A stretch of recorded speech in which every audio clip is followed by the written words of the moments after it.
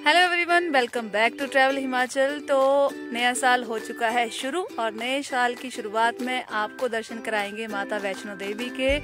आज हम जा रहे हैं माता वैष्णो देवी, जम्मू कटरा में पड़ता है। बहुत ही प्राचीन मंदिर है, बहुत दूर दूर से लोग आते हैं। पैदल ट्रैक है, पहुंचना मुश्किल होता है, लेकिन माता चाहे तो कोई भी वहां पहुंच सकता है। और माता का बुलावा जो है बहुत ज़रूरी है, क्योंकि हम भी काफ़ी टाइम से प्लान कर रहे थे कि जाना है जाना है जाना है, लेकिन इस चक्कर में 12 साल बीत गए। 12 साल पहले मैं गई थी, उसके बाद जो है अब जाके जो है टूर बना है। तो माता की इच्छा के बिना मुझे ऐसा लगता है कि कोई वहाँ पहुँच नहीं सकता। तो हमारे साथ साथ आपको भी सैर करवाएंगे और पूरी यहाँ की हिस्ट्री भी आपको बताएंगे। बहुत ही मान्यता है माता के मंदिर की। तो करते हैं आज का हमारा सफ़र शुरू। जय माता दी कमेंट करना ना भूलें, ताकि आपकी हाजिरी जो है हमारे साथ साथ माता के मंदिर में लग जाए। तो करते हैं आज का हमारा सफ़र शुरू। जय माता दी। तो हमने अपना सफ़र जो है वो शुरू किया था हमीरपुर से, और अभी जो आप ये प्लेस देख रहे हैं ये है जम्मू और पठानकोट का बॉर्डर। तो पूरा वीडियो ज़रूर देखिएगा। सबसे पहले शुरुआत करूंगी कि आप अगर वैष्णो देवी जा रहे हैं तो कौन कौन सी जगह आप वहां पर देख सकते हैं। स्टार्टिंग करेंगे हम बाणगंगा से, उसके बाद आप जाएंगे अर्धकुंवारी, अर्धकुंवारी से सीधा वैष्णो देवी भवन, और वहाँ से जाते हैं भैरवनाथ मंदिर जो पड़ता है भैरव घाटी। ये जो प्लेस आप सामने देख रहे हैं ये बहुत ही फेमस प्लेस है, लखनपुर बोला जाता है। यहाँ पर जो है राम के लड्डू बहुत ही फेमस है, जिनको आप ट्राई कर सकते हैं। और जब कोई भी वैष्णो देवी मंदिर जाता है वो ज़रूर यहाँ पर जाके इस चाट को एंजॉय करता है, जो मूंग दाल की बनी हुई होती है और बहुत ही टेस्टी होती है। अभी है हम जम्मू कटरा बाईपास पे। यहाँ से लगभग 50 किलोमीटर है कटरा। तो धुंध पड़ी है, रास्ता बहुत ज़्यादा टूटा हुआ है, तो लगभग आधे घंटे में हम पहुँच जाएंगे कटरा। तो आजकल जो है वो काम चला हुआ है नेशनल हाईवे का, तो बहुत सारा जो है रोड ख़राब था, लेकिन कहीं कहीं बहुत अच्छा भी था। तो इस तरह की टनल्स बहुत सारी आपको रास्ते में देखने को मिलेंगी। तो इस टाइम ये जो व्यू आप देख रहे हैं ये हम पहुंच चुके हैं कटरा माता वैष्णो देवी। तो यहाँ पर हमने रूम्स लिए थे, क्योंकि हम मॉर्निंग में चले थे तो रात को यहाँ पर पहुँचे थे। और ये जो सामने होटल है यहाँ हमने किया था स्टे, और मॉर्निंग में हम निकलेंगे। तो अगर आप घूमने आ रहे हैं तो पहले ही बता देती हूँ कि यहाँ पर रजिस्ट्रेशन कराना जो है बहुत ज़्यादा ज़रूरी है, क्योंकि आप रजिस्ट्रेशन के बिना जो है मंदिर में दर्शन नहीं कर सकते हैं। और रजिस्ट्रेशन का जो टाइम है वो रात को 10 बजे तक ही होता है, उसके बाद आप जो है रजिस्टर नहीं करवा सकते। मॉर्निंग में आपको रजिस्टर करवाना पड़ता है। और ये होटल का रूम मैं आपको दिखा देती हूँ कि किस तरह का रूम था। काफ़ी अच्छा था और कंफर्टेबल भी था। और हम 2 फैमिलीज़ थी तो हमने 2 रूम लिए थे जो आपस में इस तरह से कनेक्टेड थे। बीच में से एक डोर से सेपरेट रूम थे, बट बीच में एक छोटा सा दरवाज़ा था कनेक्शन के लिए, जिससे आप अपनी फैमिली जो आपके साथ पूरी गई है उसके साथ टाइम जो है वो स्पेंड कर सकते थे। तो काफ़ी अच्छा रहा, और ये जो टूर था वो भी काफ़ी अच्छा रहा, एंजॉयफुल रहा। तो यहाँ पर स्टे किया था हमने रात को, और मॉर्निंग में यहीं से हम चले थे माता वैष्णो देवी के लिए।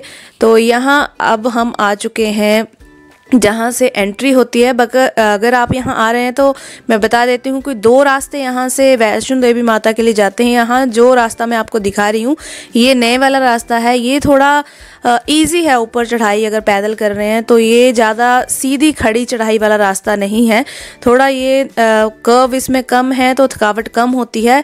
हाँ, ये ज़रूर है कि यहाँ से जो है 3-4 किलोमीटर आपको एक्स्ट्रा चढ़ना पड़ेगा। और ये देख सकते हैं कि लंबी सी लाइन लगी हुई है। यहाँ आपको रजिस्टर करवाना पड़ेगा खुद को, आपके पास ID कार्ड होना चाहिए। उसके बाद यहाँ से चलते हैं माता वैष्णो देवी। और सुबह सुबह चले थे तो इस टाइम जो थे माता की आरती हो रही थी, जो आप सुन सकते हैं, जो मैक्सिमम लाइव चलती है, टीवी पर भी आप देख सकते हैं। MH1 शायद चैनल है जिस पे ये लाइव आता है। और यहाँ से सनराइज़ हो रहा था जिसका व्यू बहुत ही खूबसूरत था, वो एक बार आपको दिखाना चाहूँगी। बहुत ही खूबसूरत सनराइज़ का व्यू है। वैसे मेरा फेवरेट जो व्यू है वो सनराइज़ और सनसेट का रहता है, मैं ज़रूर देखना पसंद करती हूँ। कहीं भी घूमने जाऊँ या घर पे भी हूँ तो घर का जो छत है वहाँ से बड़ा अच्छा व्यू आता है सनसेट का। तो ये बहुत ही मतलब ये जो नज़ारा था मॉर्निंग का बहुत ही अच्छा था। तो यहाँ से चलते हैं आगे। हाँ, अगर आप पहली बार यहाँ आ रहे हैं तो खाने पीने के लिए कुछ ना कुछ आपके बैग में होना चाहिए, क्योंकि थोड़े थोड़े डिस्टेंस पे आपको जो है चीज़ें यहाँ पर खाने पीने को मिलेंगी। और बीच में ऐसे वाटिका जो है ये बनाई गई थी जो बहुत ही खूबसूरत है यहाँ पर। और यहाँ से आपको व्यू दिखा देती हूँ ऊपर। और पूरी अगर मैं बात करूं कि कितने किलोमीटर आपको पड़ेगा, तो लगभग आपको ये मंदिर पड़ेगा 20 किलोमीटर, जिस रास्ते से हम जा रहे हैं उस रास्ते से।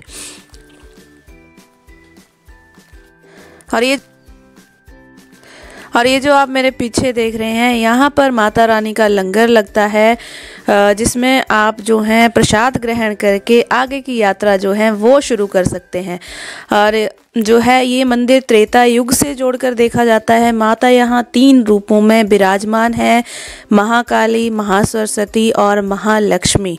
पिंडी रूप में विराजमान है। कहानी जो है बहुत पुरानी है। पहले आपको मैं ये पूरा एक दिखा देती हूँ कि ये रास्ता जो है कहाँ जाकर मिलता है। तो ये जो नया रास्ता बनाया गया है ये कुछ इस तरह, ये जो नीचे से आ रहा है ये नया रास्ता है। अब जो व्यू दिखाऊंगी ये पुराने रास्ते का है। तो ये जो मैं आपको अभी दिखा रही हूँ इस साइड से आता है पुराना रास्ता। हाँ, यहाँ से जो ये जगह है इसके थोड़ा सा नीचे अगर आप जाओ तो यहाँ से आपको कैब मिल सकती है, जिसका रेट जो है पर पर्सन 354 रुपीज़ है 1 साइड का। और यहाँ से रास्ता है अर्धकुंवारी के लिए। हाँ, अगर आप पुराने रास्ते से आ रहे हैं तो आप अर्धकुंवारी के लिए थोड़ा पीछे से भी जा सकते हैं। अर्धकुंवारी जो है वो ऐसा स्थान है, ऐसा कहा जाता है, जहाँ पर माता ने लगभग 9 महीने उस गुफा में जो थे बिताए थे, इसलिए उसको गर्भजून के नाम से भी जाना जाता है। और एक ये छोटी सी वीडियो ली थी, यहाँ पर बंदर और जो ये लंगूर हैं ये लोगों को बहुत ज़्यादा परेशान भी करते हैं, सामान छीन लेते हैं। तो अपने सामान का ध्यान जो है वो अच्छे से रखें। वैसे आपको ये काटेंगे नहीं, पर जो आपके हाथ में सामान होगा वो आपसे छीन लिया जाएगा। तो आपको स्टोरी में बता देती हूँ, ऐसा माना जाता है कि त्रेता युग में एक ब्राह्मण हुआ करते थे श्रीधर नाम के। वो और उनकी पत्नी जो थी, माता में उनकी बहुत ज़्यादा श्रद्धा थी। तो एक रात सपने में माता ने उनको अपने घर में भंडारा करने का आदेश दिया। ये जो आप देख रहे हैं यहाँ पर इस तरह से श्राइन बोर्ड के बहुत सारे आपको होटल्स देखने को मिलेंगे, जिनमें आप जो है कुछ खा पी कर अपनी यात्रा जो है वो शुरू कर सकते हैं। और सामने आप देख पा रहे हैं माता वैष्णो देवी भवन का नज़ारा, जो बहुत ही खूबसूरत लगता है, क्योंकि जब आप इतनी पैदल यात्रा करके सामने भवन को देखते हैं तो मन में जो खुशी होती है वो कुछ और ही होती है।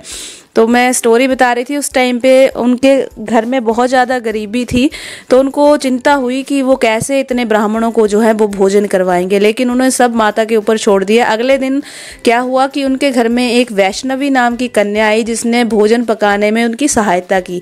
और ऐसा कहा जाता है कि बाबा गोरखनाथ जो थे अपने शिष्यों के साथ वहाँ भोजन ग्रहण करने आए थे, तब सब जो थे वो संतुष्ट हो गए, लेकिन जो थे उनके एक शिष्य थे भैरवनाथ, वो संतुष्ट नहीं थे।